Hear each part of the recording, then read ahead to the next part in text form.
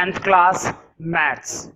तो देखो चैप्टर 4 के अंदर अभी तक हमने क्वाड्रेटिक इक्वेशन के बारे में थोड़ी बहुत बातें जानी है कि कौन सी चीज क्वाड्रेटिक इक्वेशन होती है और कौन सी चीज क्वाड्रेटिक इक्वेशन नहीं होती है। ठीक है, तो तुम्हें इस बात को ध्यान रखना चाहिए कि जब हम क्वाड्रेटिक इक्वेशन की बात करते हैं मतलब मैं एक ऐसी इक्वेशन की बात कर रहा हूं जिसकी पावर क्या है 2, है ना।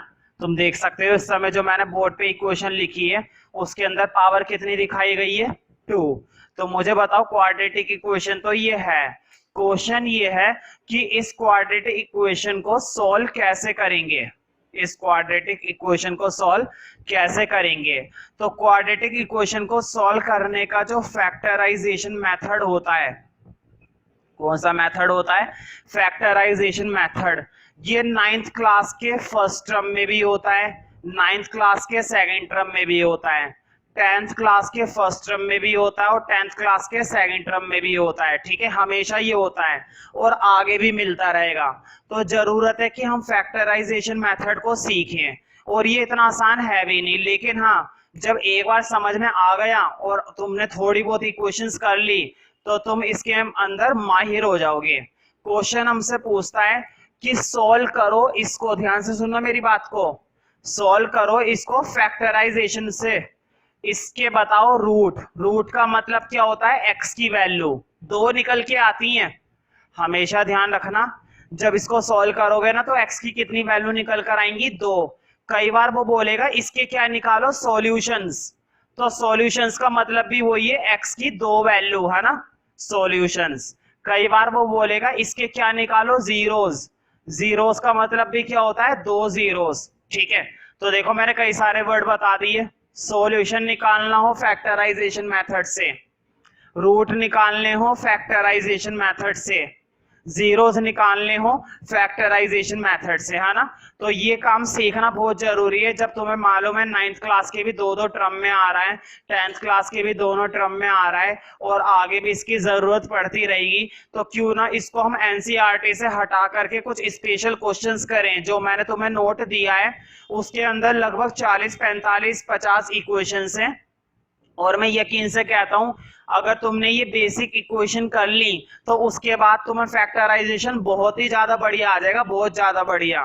देखो ये 50 तो बस मैंने प्रैक्टिस के लिए निकाली है, काम तो तुम्हें शुरू के 5 या 6 से शुरू हो जाएगा। ठीक है, मतलब 5 और 6 के बाद ही तुम्हें समझ में आना लग जाएगा, इतनी आसान होती है ये इक्वेशन। तो मैंने इसलिए इतनी सारी निकाल दी है ताकि थोड़ी सी प्रैक्टिस हो जाए और फ्लो बन जाए। तो अब स्टार्ट करते हैं कि इस मेथड में हमें करना क्या है। एक बार मैं क्वेश्चन रीड आउट कर देता हूं, ठीक है। तो तुम्हें ध्यान होगा, देखो मैंने नोट पे क्वाड्रेटिक पॉलिनोमियल भी लिख रखा है, तो इसको पॉलिनोमियल भी कहते हैं और इक्वेशन भी कहते हैं। काम वही होता है फैक्टराइजेशन मेथड का, चाहे क्वेश्चन हमें पॉलिनोमियल के नाम से बोले चाहे क्वेश्चन हमें इक्वेशन के नाम से बोले, इससे कोई फर्क नहीं पड़ता। हमें अपने फैक्टराइजेशन मेथड में कोई फर्क नहीं डालना है, सेम तरीके से सॉल्व करेंगे जैसे करते हैं। ठीक है, तो एक बार मैं क्वेश्चन रीड आउट कर देता हूं। देखो, find the zeros roots solutions, समझ गए ना।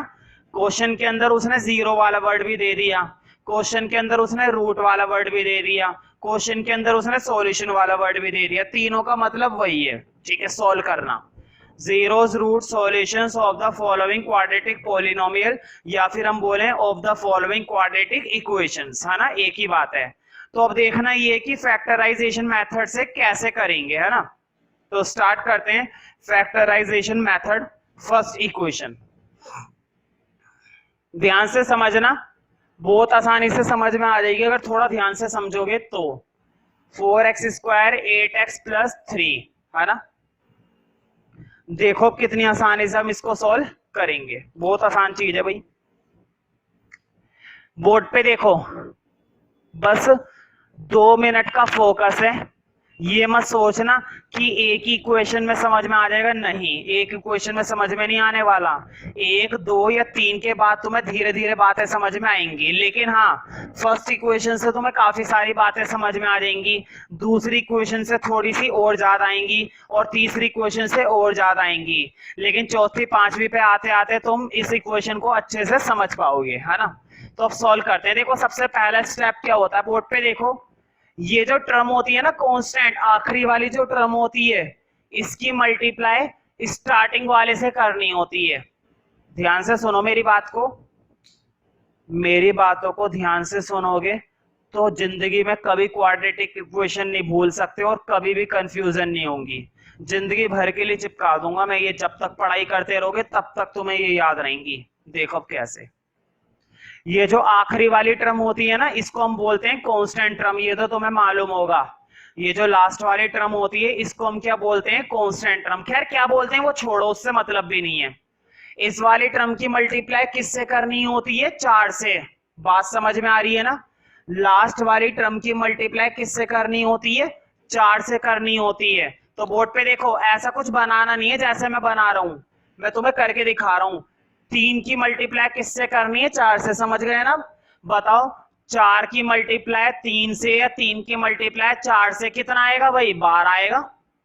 बताओ 4 3 जा कितने होते हैं भाई, बच्चा भी देखकर बता देगा कि 4 3 जा कितने होते हैं, 12। यहां तक का स्टेप क्लियर हुई है ना? देखो मैं तुम लोगों को बिल्कुल ही बच्चों वाले तरीके से करा रहा हूं, जिसे कहते हैं ना बिल्कुल बेस, मैं वहां से तुम्हें करा रहा हूं ताकि तुम्हें क्वाड्रेटिक इक्वेशन के बारे में छोटी से छोटी नॉलेज भी हो जाए। क्योंकि फैक्टराइजेशन मेथड ये थोड़ा सा हैवी, बाकी सब तो आसान होते हैं। फिर तो देखो 4 की मल्टीप्लाई 3 से करी, 12 कर दिया है ना? अब तुम्हें क्या करना होता है, बोर्ड पे देखो, जब तुम 4 की 3 से मल्टीप्लाई कर देते हो ना, और जो डिजिट आती है, जैसे कि तुम्हारी क्या डिजिट आई है, 12 आई है ना? देखो मल्टीप्लाई करने पर क्या आया है, 12 आया है। तुम्हें ना उसके क्या बनाने पड़ते हैं, फैक्टर। जो भी डिजिट मल्टीप्लाई करने के बाद आती है, तुम्हें उस डिजिट के क्या बनाने पड़ते हैं, फैक्टर बनाने पड़ते हैं। बोर्ड पे देखो, 12 के फैक्टर बनाओ। 12 के फैक्टर बनाने का काम तुम्हें करना है। बोर्ड पे देखो, फैक्टर बनाने तुम्हें आने चाहिए भाई, इतना बेसिक काम है। देखो सबसे पहले 2 से जाएगा ना, 2 6 जा 12, फिर 2 से जाएगा, 2 3 जा 6, फिर 3 से जाएगा, 3 1 जा 3। फैक्टर तो बन गए। हमेशा ध्यान रखो, जब भी मल्टीप्लाई करके टर्म आती है तो मैं उस टर्म के क्या बनाने होते हैं, फैक्टर बनाने होते हैं। फैक्टर बनाने का काम तुम्हें आना चाहिए, और नहीं आता है तो मुझे बताओ, मैं तुम लोगों के लिए फैक्टर वाली फैक्टर के भी क्वेश्चंस तैयार करूंगा। 25 25 30 30 क्वेश्चन की वीडियो बनाऊंगा, उसमें तुम पहले फैक्टराइजेशन सीखो, ठीक है? तब जाके क्वाड्रेटिक इक्वेशन करो। तो फिलहाल हमने फैक्टर तो बना लिया। अब तुम सोच रहे होंगे कि भैया फैक्टर का क्या करें, फैक्टर क्यों बनवाए? बिल्कुल ठीक, देखो ध्यान से देखना बोर्ड पे, बहुत ही आसान चीज है। अगर तुमने इसको ध्यान से कर लिया, अगर तुमने इसको ध्यान से कर लिया तो तुम्हें ये आसानी से समझ में आ जाएगा, और अगर ध्यान से नहीं करा तो प्रॉब्लम हो सकती है। देखो मुझे बताओ, बीच में क्या लिखा हुआ है, 8x ना? बीच में क्या लिखा हुआ है, 8x। मुझे बताओ इसके फैक्टर ये आए ना, 2 2 3। समझ में आ रही है ना बात? तुम्हें ना फैक्टर के 2 कॉम्बिनेशन बनाने होते हैं। ध्यान से सुनो, जितने भी फैक्टर आते हैं तुम्हें उन फैक्टर के कितने कॉम्बिनेशन बनाने होते हैं, 2 कॉम्बिनेशन। पहले तो मुझे बताओ कितने फैक्टर आए, 3 आए ना? फैक्टर कितने आए, 3 आए। इनके 2 कॉम्बिनेशन बना लो, और ऐसे 2 कॉम्बिनेशन बनाने कि या तो प्लस करने पर 8 आ जाए या फिर माइनस करने पर 8 आ जाए। ध्यान से सुनो मेरी बात को, ध्यान से सुनोगे तो समझ में आ जाएगा। देखो ये जो फैक्टर आते हैं ना, इन फैक्टर के तुम्हें क्या बनाने होते हैं, 2 कॉम्बिनेशन। ये कॉम्बिनेशन क्या चीज है और 2 कॉम्बिनेशन कैसे बनाएंगे वो मत सोचो, सिर्फ मेरी बात को सुनो पहले। इन फैक्टर से तुम्हें कितने कॉम्बिनेशन बनाने पड़ते हैं, 2 कॉम्बिनेशन। और वो 2 कॉम्बिनेशन ऐसे बनाने पड़ते हैं जिनको ऐड करने पर 8 आ जाए, या तो ऐड करने पर 8 आ जाए या फिर सब्ट्रैक्ट करने पर 8 आ जाए। मतलब हमेशा कौन सी टर्म आनी चाहिए, बीच वाली। या तो ऐड करने पर 8 आ जाए या फिर सब्ट्रैक्ट करने पर 8 आ जाए, जैसे मर्जी आ जाए, लेकिन क्या आने चाहिए, बस 8 आना चाहिए। अब देखो जरा बोर्ड पे देखो, मैं इन दोनों का कॉम्बिनेशन बना के देखूं। देखो बोर्ड पे 2 2 जा 4, तीसरे को अलग छोड़ दिया है ना? मैंने क्या करा, मैंने 2 2 को मर्ज कर लिया, 4 2 2 जा कितने होते हैं, 4, और 3 को अलग छोड़ दिया। मैंने 2 कॉम्बिनेशन बना लिए ना, एक तो 4 रह गया और एक 3 रह गया, कोई दिक्कत तो नहीं है? ऐसा मैं कर सकता हूं ना? पहले तो मुझे ये बताओ, क्या मैं 2 2 जा 4 का पेयर एक साथ लिख सकता हूं? बिल्कुल। क्या 3 को अकेला छोड़ सकता हूं? बिल्कुल, छोड़ दिया। मुझे बताओ, क्या दोनों को ऐड करने पर, बोर्ड पे देखो, 4 और 3 को ऐड करने पर 8 आ रहा है? नहीं आ रहा। 4 और 3 को ऐड करने पर 7 आता है, 8 नहीं आता। बताओ, क्या सब्ट्रैक्ट करने पर आ रहा है? 4 में से 3 माइनस करने पर 8 आता है? 8 नहीं आ रहा। ये कॉम्बिनेशन तो गया है ना।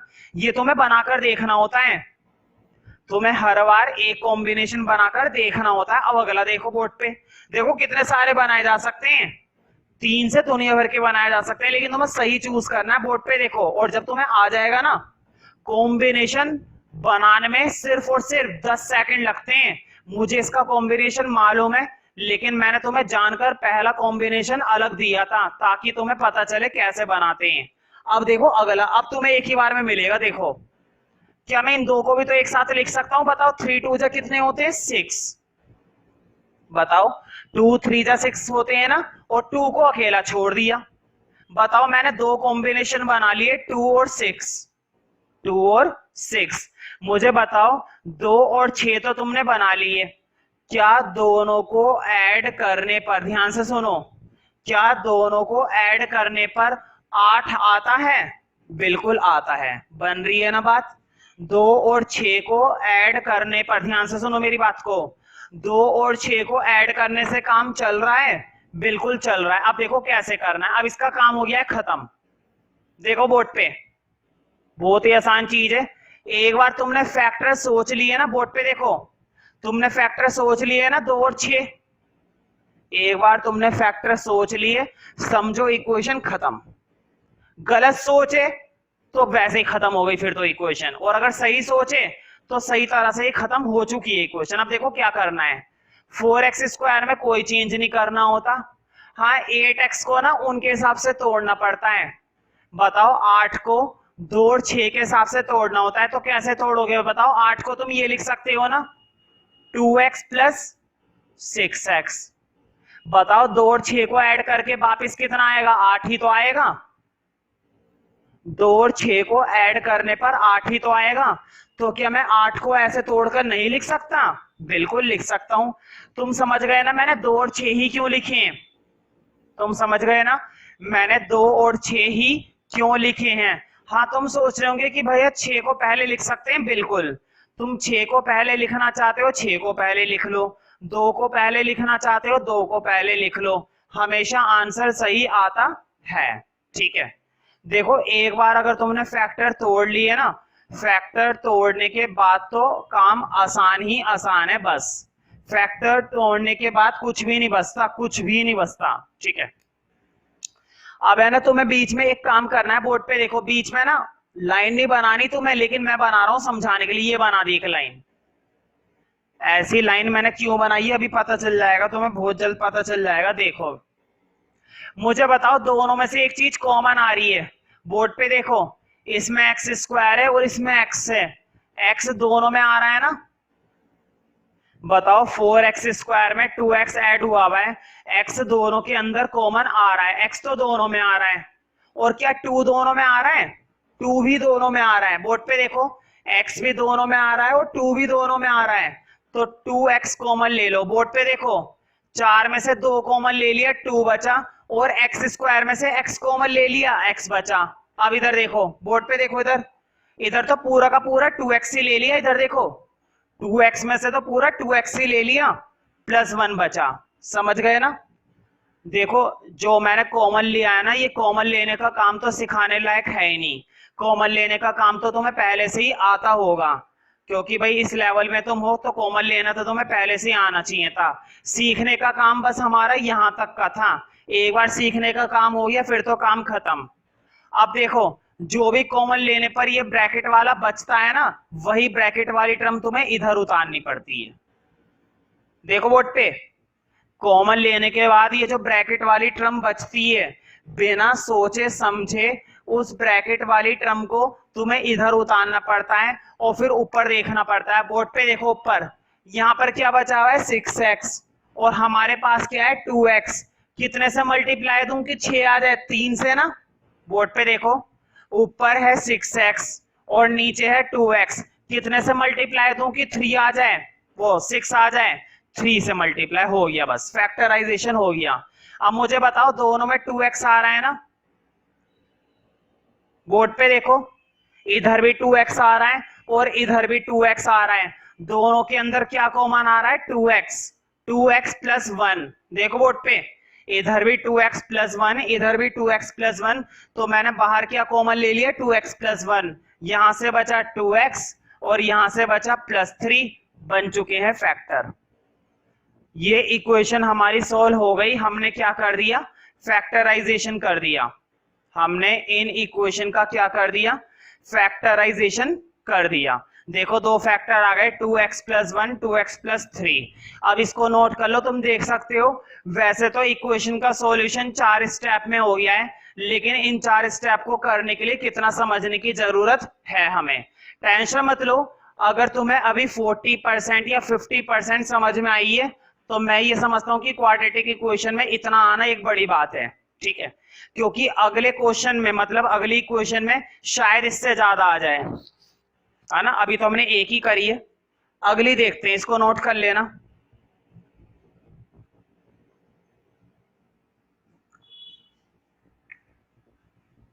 एक बार जब तुम्हें क्वाड्रेटिक आ जाएगी फिर तो झट से काम हो जाता है, एक बार आने की देर है क्वाड्रेटिक इक्वेशन। देखो second, 2x square plus 7x plus 3, ठीक है। तो देखो सबसे पहला काम वही है जो मैंने तुम्हें बताया था, बोर्ड पे देखो, 3 की मल्टीप्लाई किससे करूंगा? 2 से, है ना। एंड वाले की किससे मल्टीप्लाई करनी होती है? स्टार्टिंग वाले से। एंड वाले की मल्टीप्लाई स्टार्टिंग वाले से करनी पड़ती है, और 3 2 जा कितने आ जाएंगे? 6, और तुम्हें उस 6 के क्या बनाने पड़ते हैं? फैक्टर। बना दो फैक्टर फिर, देखो बोर्ड पे, 2 3 जा 6, 3 1 जा 3, 1, है ना, लास्ट में क्या आएगा? 1। अब फैक्टर लिख लो, देखो 2 3 1, तुम सोच रहे होंगे मैंने 1 को क्यों ले लिया, ध्यान रखना भाई 1 भी तो होता है फैक्टर। तुम सोच रहे होंगे मैंने पिछले क्वेश्चन में क्यों नहीं लिया था, भाई जब जरूरत पड़ती है तभी तो लेंगे, इस वाली इक्वेशन में 1 की जरूरत पड़ेगी, ध्यान रखे करो। 1 को ना तभी लिया करो जब उसकी जरूरत पड़े, 1 को तभी लिया करो जब उसकी जरूरत पड़े। तो बोर्ड पे देखो, बीच में क्या चाहिए? 7, बीच में क्या चाहिए? 7 चाहिए, और फैक्टर ये है मेरे पास, तो बताओ मुझे, मैं मर्ज कर सकता हूं ना? बोर्ड पे देखो, 3 की 2 से मर्ज करके क्या बना दिया? 6, बताओ 3 2 जा 6, और 1 को ऐसे ही छोड़ दिया। मुझे बताओ अब जो दो फैक्टर लिखे हुए हैं 6 और 1, क्या दोनों को ऐड करके 7 आता है? जल्दी से मुझे देखकर बताओ।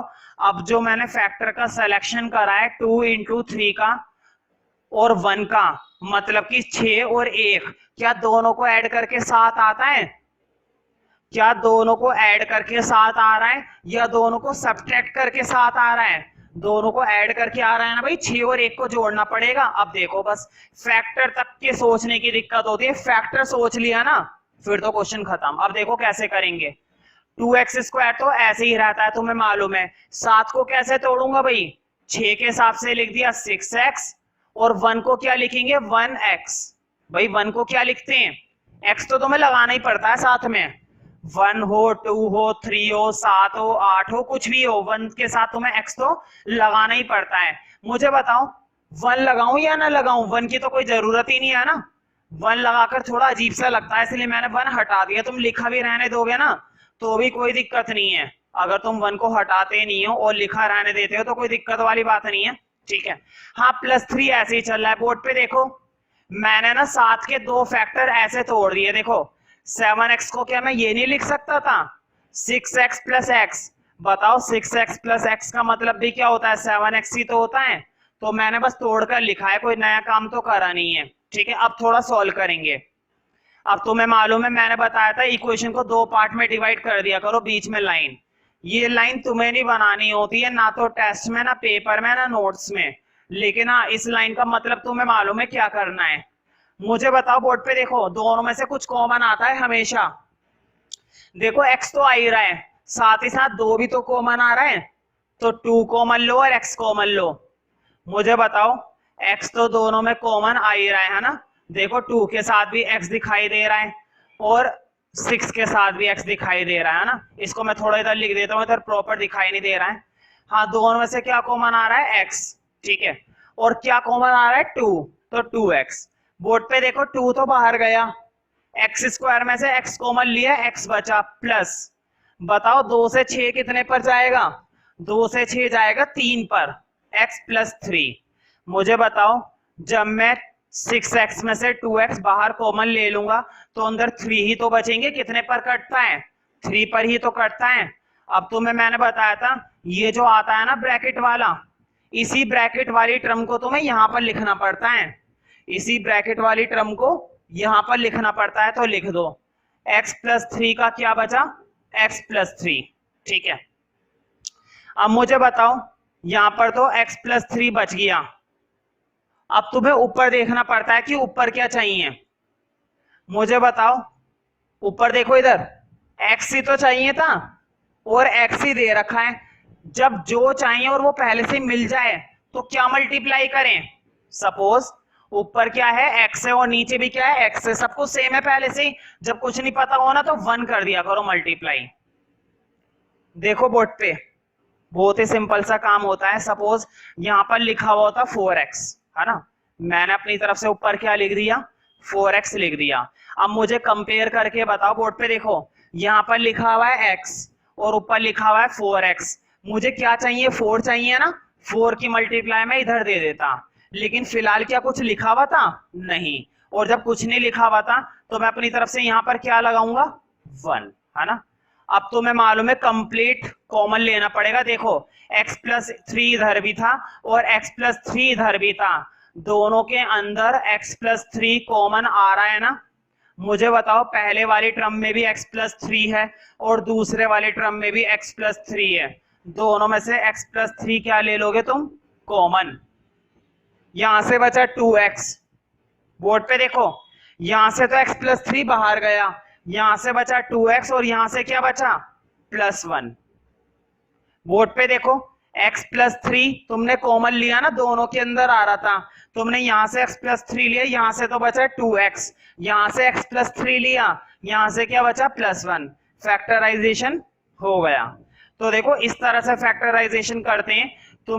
तुमने एक चीज गौर करी होगी, फर्स्ट इक्वेशन में काफी टाइम लगा था, सेकंड इक्वेशन में थोड़ा सा जल्दी काम हो गया। अब देखो थर्ड इक्वेशन में और जल्दी काम हो जाएगा। और जब तुम्हें ये आ जाएगी तो मुश्किल से 2 मिनट या 1 मिनट लगता है बस क्वाड्रेटिक इक्वेशन को सॉल्व करने में। 1 या 2 मिनट लगता है बस, उससे ज्यादा का समय नहीं लगता।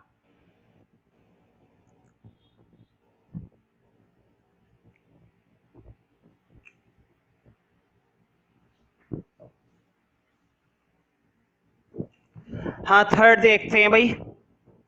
X square plus 14x plus 40, है ना। X square plus 14x plus 40। तो बनाकर देखते हैं भाई इसके भी फैक्टर फटाफट से। सबसे पहले क्या करना पड़ता है? मल्टीप्लाई। बोर्ड पे देखो 40 की मल्टीप्लाई इधर करूंगा। अब तो देखो इसके साथ कुछ दिखाई नहीं दे रहा ना। अभी तक क्या था? कभी एक्स स्क्वायर के साथ 2 आ रहा था, कभी एक्स स्क्वायर के साथ 4 आ रहा था, तो हम मल्टीप्लाई कर दिया करते थे।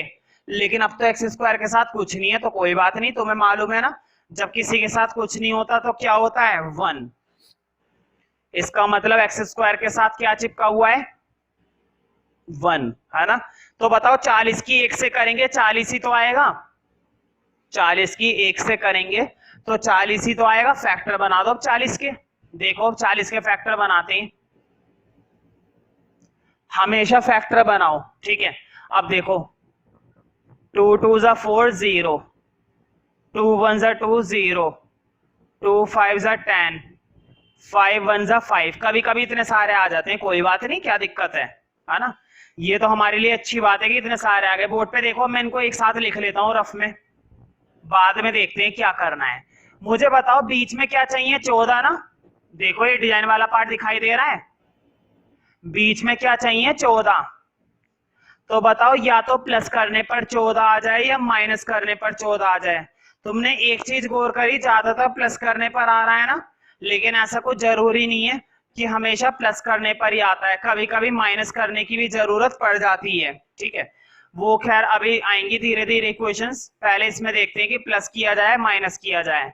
तो दो फैक्टर ऐसे ढूंढने जो प्लस करने पर 14 बने या माइनस करने पर 14 बने। तो कॉम्बिनेशन बना के देखो, नीचे फैक्टर लिखे हुए।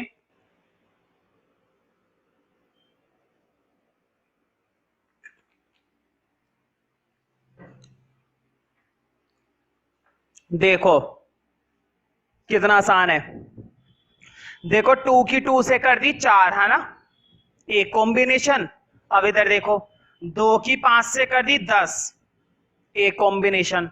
मुझे बताओ 4 और 10 को मल्टीप्लाई करके 40 नहीं आता क्या? 4 और 10 को मल्टीप्लाई करके 40 आता तो है, और 4 और 10 को ऐड करके 14 नहीं आता? 4 और 10 को ऐड करने पर क्या 14 नहीं आता? 14 आता तो है भाई, 14 आता है। तो तोड़ दो इनके फैक्टर, बोर्ड पे देखो कितना आसान है। एक्स स्क्वायर तो ऐसे ही रहेगा। हाँ 14 को मैं तोड़ रहा हूं फैक्टर के हिसाब से। देखो 4 का बन गया 4x, 10 का बन गया 10x, समझ गए ना। मैंने देखो फिर से 14 के दो फैक्टर तोड़ दिए, 4 और 10। मुझे बताओ 4x और 10x को ऐड करके क्या 14x बनेगा या नहीं बनेगा? बनेगा ना, गारंटी है बनेगा, और जरूर बनेगा। लास्ट वाले 40 में कोई चेंज आया नहीं, वो ऐसे ही चल रहा है, उसे चलने दो। ठीक है, अब जरा और सॉल्व करते हैं। अब तुम्हें मालूम है कॉमन की बारी है, बीच में लाइन काट दिया करो। ठीक है, अब देखो कैसे कॉमन लूंगा। मुझे बताओ इस बार तो दोनों में बस क्या कॉमन आ रहा है? एक्स। डिजिट तो कोई कॉमन आ नहीं रही, एक्स ही ले लो, कोई बात नहीं। देखो यहां से एक्स स्क्वायर में से एक्स कॉमन लिया, एक्स बचा, है ना भाई। एक्स की पावर 2 में से एक एक्स बाहर ले लिया, अंदर बचा एक्स प्लस।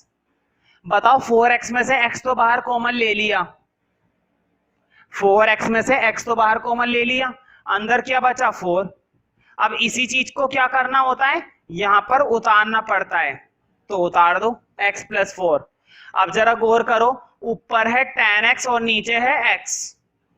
मैंने तुम्हें बताया था ऊपर क्या लिखा हुआ है 10x, और नीचे क्या लिखा हुआ है सिर्फ और सिर्फ x। कितने से मल्टीप्लाई देने की जरूरत पड़ रही है? ऊपर है 10x और नीचे है x, कितने से मल्टीप्लाई देने की जरूरत पड़ रही है? 10 से। कर दो 10 से, है ना। बस ये तुम्हें देखना होता है। देखो ऊपर x तो है, क्या नहीं था? 10 नहीं था, तुमने 10 से मल्टीप्लाई दे दी, बस हो गया काम। मुझे बताओ पूरे में ये वाली टर्म और ये वाली टर्म सेम आ रही है ना, कॉमन नहीं है क्या? देखो x प्लस 4 इस साइड भी है और x प्लस 4 उस साइड भी है, तो दोनों में से क्या कॉमन ले लेंगे? x plus 4। तो देखो x प्लस 4 कॉमन ले रहा हूं, बोर्ड पे देखो x प्लस 4 बाहर लिया, यहां से तो बचा x, x प्लस 4 ही बाहर लिया, यहां से बचा प्लस 10, बन गए फैक्टर, है ना। एक तो बन गया x प्लस 4 और एक बन गया x प्लस 10। तो इस तरह से हम हर बार कितने फैक्टर बनाते जा रहे हैं? दो फैक्टर। हम बार बार क्या निकालते जा रहे हैं? रूट्स। हम बार बार क्या निकालते जा रहे हैं? जीरोस। हम बार बार क्या निकालते जा रहे हैं? सॉल्यूशंस, है ना। ये सब एक ही नाम है। क्वेश्चन हमें फैक्टर बोले, जीरोस बोले, रूट बोले, सॉल्यूशन बोले, सबका मतलब एक ही है। ठीक है,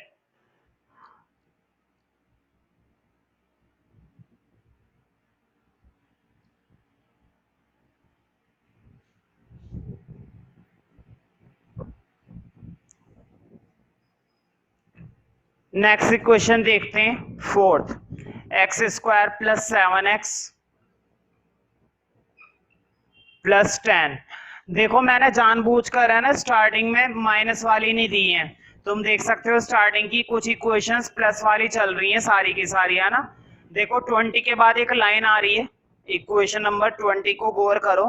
20 के बाद एक लाइन आ रही है ना, और उस लाइन के बाद नेगेटिव स्टार्ट हो जाती है, मतलब तब हमें सोचना पड़ेगा नेगेटिव के हिसाब से। अभी तक क्या चल रही है?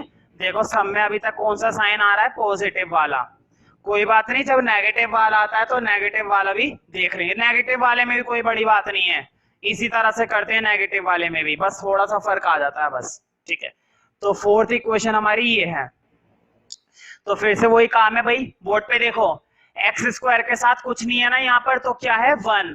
हाँ tan की 1 से करके देख लो कितना आ गया tan। हाँ तो मैं tan के फैक्टर बनाने हैं भाई अब, और tan के फैक्टर तो भाई बहुत आसान होते हैं, ले देखे 2 ही होते हैं, 2 5 10 और 5 1 5, 2 5 1। तुम सोच रहे होंगे मैंने फिर से 1 क्यों ले लिया, क्यों, कोई बात नहीं, ले सकते हैं 1 को, क्यों नहीं ले सकते, 1 तो सबका फैक्टर होता है, जरूरत पड़ने पर ले लिया करो और जरूरत ना पड़े तो मत लिया करो। ठीक है, मैंने ले लिया, अगर जरूरत पड़ेगी तो अच्छी बात है, नहीं पड़ेगी तो कोई बात नहीं है। अब मुझे बताओ बीच में क्या चाहिए, 7। बीच में प्लस माइनस करने पर क्या आ जाए 7, है ना, तो बनाते हैं 7 के फैक्टर। तो देखो 7 के लिए तो जरूरत ही नहीं है, देखो 2 अलग कर दो 2 और 5 अलग कर दो 5। बताओ दोनों को ऐड करने से 7 नहीं बन रहा, 2 और 5 को ऐड करने से क्या 7 नहीं बन रहा, बन रहा है, ये तो बहुत आसान था। देखो एक्स स्क्वायर ऐसे ही रहा, 7 को तुमने लिख दिया 2x प्लस 5x बन सकता है ना भाई। देखो 7x क्या होता है, 2x प्लस 5x, दोनों को जोड़कर लिख दिया प्लस का 10। अब थोड़ा सा और सोल्व कर दो, मुझे बताओ दोनों में से क्या कॉमन आ रहा है, x, दोनों में से x प्लस 2 बचा, है ना। इसी चीज को कहां पर लिखना पड़ता है हमेशा, यहाँ पर भाई। अब तो ये स्टेप याद हो गए होंगे तुम्हें। अब तुम चौथी इक्वेशन कर रहे हैं और जरा अंदाजा लगाओ, अभी तो हमने शुरू की 4 ही करी है, तब तुम्हें इतने स्टेप लर्न होने लग गए। जब तक हम 40-45 कर लेंगे तब तो हम क्वाड्रेटिक इक्वेशन के माहिर हो जाएंगे। तो इस तरह से सॉल्व करो कि दिमाग में चिपक जाए। बोर्ड पे देखो मैंने दोनों में से क्या कॉमन लिया, x प्लस 2 बचा, उसी चीज को मैंने यहां पर लिख दिया। अब बोर्ड पे देखो नीचे है x, ऊपर चाहिए 5x, है ना, नीचे है x और ऊपर चाहिए 5x, कितने से मल्टीप्लाई करूं भाई, x से तुम्हें 5x मिल जाए, कितने से मल्टीप्लाई करूंगा, 5 से। सीधी बात है भाई, x से तुम्हें 5 बनाना है तो 5 से मल्टीप्लाई देनी पड़ेगी, प्लस के 5 से, वो भी, है ना। अब देखो दोनों के अंदर x प्लस 2 इधर भी आ रहा है और x प्लस 2 इधर भी आ रहा है। जब दोनों के अंदर x प्लस 2 आ रहा है तो क्या तुम x प्लस 2 कॉमन नहीं ले सकते, तो दोनों में से हम कॉमन लेंगे x प्लस 2, तो ले लेते हैं कॉमन x प्लस 2। देखो x प्लस 2 कॉमन तो ले लिया, यहां से तो बचा x, यहां से x प्लस 2 कॉमन लिया, यहां से बचा प्लस 5। तो देखो किस तरह से हमने इसको भी फैक्टराइज कर दिया। ठीक है, तो तुम देख सकते हो कि कितनी आसानी से ये फैक्टराइजेशन चल रहा है, और ज्यादा कैलकुलेशन या ज्यादा हैवी काम तो इसमें है नहीं। शुरू के 4 से तो मैं अब आइडिया बन गया है बार बार कि कैसे करते हैं। ठीक।